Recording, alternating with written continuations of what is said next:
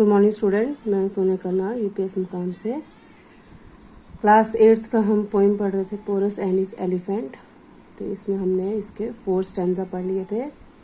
तो इसमें हमने पढ़ा था कि जो पोरस किंग है वो अपने एलिफेंट के साथ जो है वो लड़ाई करने जाता है अपने दुश्मन के साथ। उसका दुश्मन कौन है? अलेक्जेंड्रा।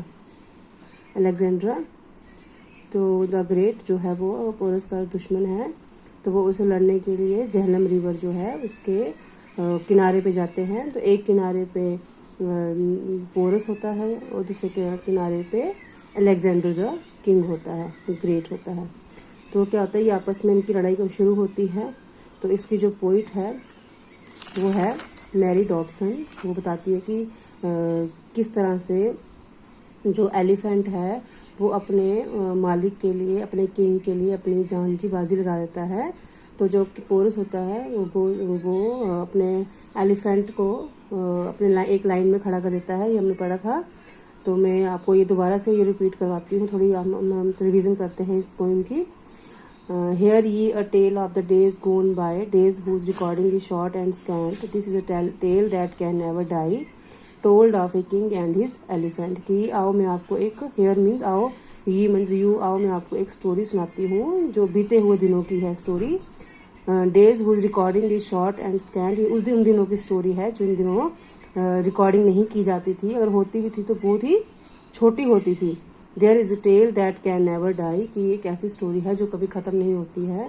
मतलब आज भी लोग इस स्टोरी को सुनते हैं, तो आने वाले टाइम पे भी लोग जो है इस स्टोरी को सुनेंगे।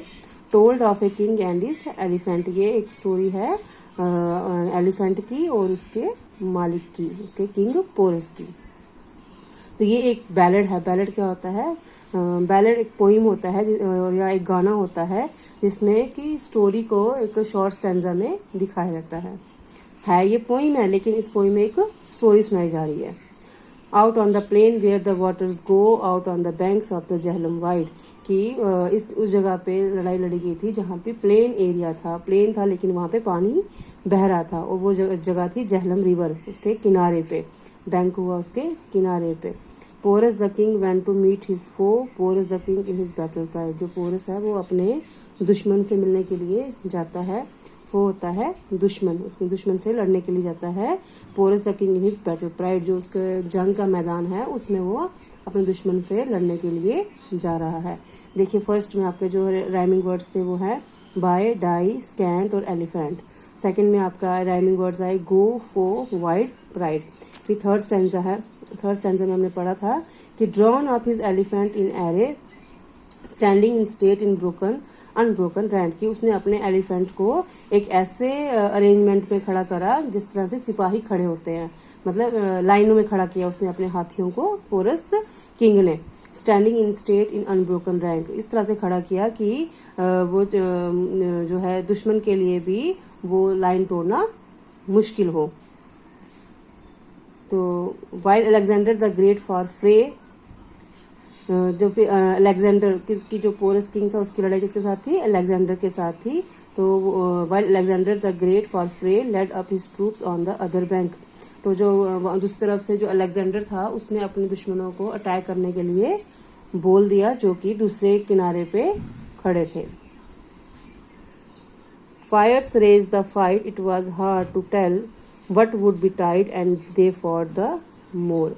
मतलब फायर्स रेज द फाइट, की जो लड़ाई थी वो इतनी खतरनाक होने वाली थी कि ये आपको हम बता ही नहीं सकते हैं कि जो लड़ाई थी वो बिल्कुल खतरनाक हो गई थी, वायलेंट वे में आ गई थी। It was hard to tell, बता नहीं सकते थे कि जंग के मैदान में कितनी लड़ाई हो रही थी।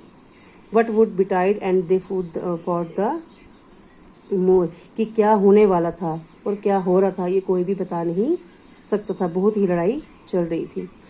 Till from his elephant sudden fail, फिर क्या हो गया, थोड़ी देर के बाद जब लड़ाई चल रही थी तो जो पोरस द किंग था वो अपने हाथी के ऊपर से गिर गया। Porus the king who was wounded sore, और उसको बहुत ही खतरनाक चोट आई, बहुत ही खतरनाक जख्मी हो गया, वो बहुत ही जख्मी हो गया।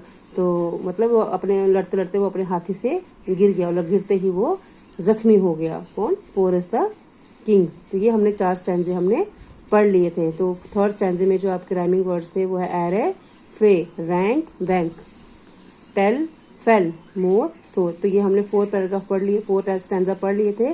तो आज हमने स्टार्ट करना है अपना 5th स्टैंजा। तो 4 स्टैंजा तक तो हमने ये पढ़ा कि किस तरह से पोरस द किंग जो है अलेक्जेंडर के साथ लड़ाई हो चल रही है। तो उस लड़ाई में जो है पोरस जो है वो जख्मी होकर अपने हाथी के ऊपर से गिर गया है। तो आगे क्या होता है, then did the elephant faithful beast, beast होता है जानवर, ठीक है, मैंने वर्ड मीनिंग भी लिखे हुए हैं। बीस्ट, बीस्ट होता है एनिमल, फेथफुल हो गया भरोसेमंद जानवर। Then did the elephant faithful beast, फिर जो एलिफेंट था जो कि भरोसे वाला जानवर था, for his defence play a gallant part, Gallant होता है बहादुरी वाला। जब उसका मालिक जो पोरस द किंग जो था वो हाथी से जब गिर जाते हैं तो जो उनका फेथफुल जानवर मीन्स जो भरोसेमंद था जो वो हाथी जो था वो उसने बहादुरी के साथ दुश्मनों के साथ डिफेंस किया, अपने मालिक को बचाया, अपने किंग को बचाने के लिए वो आगे हुआ। कौन, एलिफेंट, ठीक है। And then did the elephant faithful beast, जो एलिफेंट था वो भरोसेमंद, बीस्ट मीन्स एनिमल था, जानवर था, for his defence play a gallant part, और वो अपने राजा को बचाने के लिए उसने बहुत बहादुरी से आगे आके अपना रोल प्ले किया। डिफेंस मीन्स राजा को बचाने के लिए, गैलेंट, गैलेंट होता है ब्रेव मीन्स बहादुर, बहादुरी से आगे आया। Standing above him least error the least, least ये होता है एवर, EVER एवर, ठीक है। Standing above him lest ever the least harm should assail him from blow or डॉट, मीन्स जब वो पोरस या किंग जो था वो अपने हाथी से गिर गया तो जो वो हाथी था वो अपने किंग के बिल्कुल आगे आके खड़े हो गया। स्टैंडिंग अबव हिम मीन्स उसके आगे आके खड़े हो गया।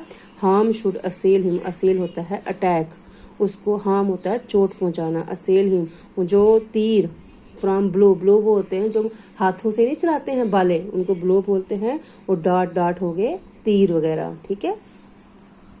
असेल मीन्स अटैक और डार्ट होता है एरो मीन्स तीर, ठीक है, तीर चलाते हैं ना। तो जो दुश्मन अलेक्जेंडर द किंग जो अलेक्जेंडर जो ग्रेट था वो पोरस के ऊपर अपने तीर और बाले जो है वो चलाने लगा। तो जब देखा हाथी ने कि उसके ऊपर अटैक हो रहा है तो हाथी जो था वो अपने राजा के आगे आके खड़ा हो गया, अपने पोरस के आगे खड़ा हो गया। डिफेंस मीन्स बचाने के लिए। Standing above him least ever the least, जो जब राजा गिर गया कि पोरस गिर गया तो हाथी उसके आगे बिल्कुल खड़ा हो गया। हार्म शुड असेल हिम, जो उसको चोट पहुंच रही थी, जो अटैक असेल हुआ अटैक, जो उस अटैक उसके ऊपर हो रहा था किससे, बाले मतलब हाथों से जो फेंक रहे थे वो, जो आगे से तीर तरह होते हैं, और एरो से बचाने के लिए, तीरों से बचाने के लिए वो पोरस के आगे आके खड़ा हो गया। कौन, हाथी, जो हाथी था वो पोरस का बिल्कुल फेथफुल जानवर था। आगे 6th स्टैंजा है, trumpeting loudly he held at bay. Trumpeting means जब हाथी जोर से चिंगाड़ता है, जो हाथी जोर से चिल्लाता है ना उसे बोलते हैं ट्रम्पटिंग। देखो, trumpet means to produce a loud call, जोर से चिल्लाना। तो हाथी ने क्या किया, जोर से चिल्लाया। ही हेल्ड एट बे, जो तीर वगैरह जो बाले जो थे जो उसके राजा पे गिर रहे थे वो उनके आगे आके खड़ा हो गया। 4 मैन विद एरो और स्पेयर और स्वॉर्ड, ठीक है। 4 मैन विद एरो और स्पेयर और स्वॉर्ड, जो दुश्मन के लोग जो थे वो आगे खड़े हुए थे अपने तीरों के साथ, और स्पेयर, स्पेयर होता है एक तीर की तरह ही होता है, वो हाथों से चलाते हैं या तलवारों के साथ, ठीक है। Trumpeting loudly he held at bay, जो हाथी था वो जोर से चिल्लाया, और जो सिपाही वगैरह थे वो भी जोर से चिल्ला रहे थे। ही हेल्ड एट बे, उन्होंने हाथों में क्या पकड़ रखा था, उन्होंने हाथों में बाले और तीर वगैरह पकड़ रखे थे, तलवारें पकड़ रखी थी।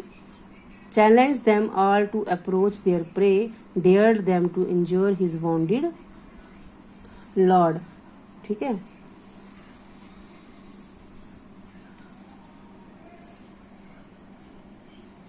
चैलेंज देम ऑल टू, और जो हाथी था वो सबको चैलेंज कर रहा था, ठीक है। जो एलिफेंट था सबको चैलेंज कर रहा था। देयर प्रे, प्रे मीन्स उनके शिकार को, जो उनका जो अलेक्जेंडर था उनका शिकार कौन था, उनका शिकार था पोरस, ठीक है। तो वो अपने जो दुश्मन था उनको चैलेंज कर रहा था कि आओ तुम अपने दुश्मन को कैसे मार सकते हो, dare them to injure his wounded lord. और वो अपने जो उसका वॉन्डेड मीन जो उसका जख्मी राजा था जो उसको बचाने की कोशिश कर रहा था। कौन? एलिफेंट, ठीक है। एक तो वो जब उसका पोरस गिर गया तब उसने क्या किया, जोर से चिल्लाया उनके ऊपर, जो कि लोग आगे खड़े, जो अलेक्जेंडर के जो सिपाही आगे खड़े थे तलवारें लेकर और बाले वगैरह लेकर, तीर लेकर जो खड़े थे आगे, उनके ऊपर जो से चिल्लाया उसने। ही हेल्ड एट बे, उनको पीछे हटाने के लिए, challenge them all to approach their prey, और उनको चैलेंज करने लगा आगे खड़े होकर, राजा के अपने के पोरस के आगे खड़े होकर उनको चैलेंज करने लगा कि आओ तुम अपने शिकार पे कैसे अटैक कर सकते हो, डेयर देम टू इंज्योर, कि किस तरह से तुम कैसे आओगे और कैसे तुम अपने पोरस को मारोगे। तो उनको बचाने के लिए जो एलिफेंट था वो उसके आगे आके खड़ा हो गया। तो बच्चों ये तो थे आपके 6 स्टैंजा। तो मैंने मीनिंग लिखे हुए हैं इसमें। 5th स्टैंजा के मीनिंग है, बीस्ट का मतलब एनिमल, गैलेंट का मीनिंग ब्रेव, एर का मतलब एवर, असेल का मीन्स अटैक, डार्ट का means arrow. 6th stanza, trumpet means to produce a loud call, held at a bay means keep away, उनको दूर रखना। तो इसमें जो 5th स्टैंजा के आपके जो राइमिंग वर्ड्स हैं वो आते हैं beast, least, part, dart. 6th में है बे, प्रे, स्वॉर्ड, लॉर्ड। तो ये इनके राइमिंग वर्ड्स हैं। तो बच्चों हमने आज 6 स्टैंजा पढ़ लिए हैं। तो प्लीज़ आप ये जो है 6 स्टैंजा तक आप इनको पढ़ लीजिएगा, मेरे वीडियो को आप देख लीजिएगा, उसको अच्छे से समझ लीजिएगा। कल मैं आपको इसके आगे 7th और 8th स्टैंजा कंप्लीट करवाऊंगी। तो इसके साथ ही कल हमारी जिसकी ये राइम है वो कंप्लीट हो जाएगी। तो आप इसको ध्यान से पढ़ लीजिएगा। Thank you.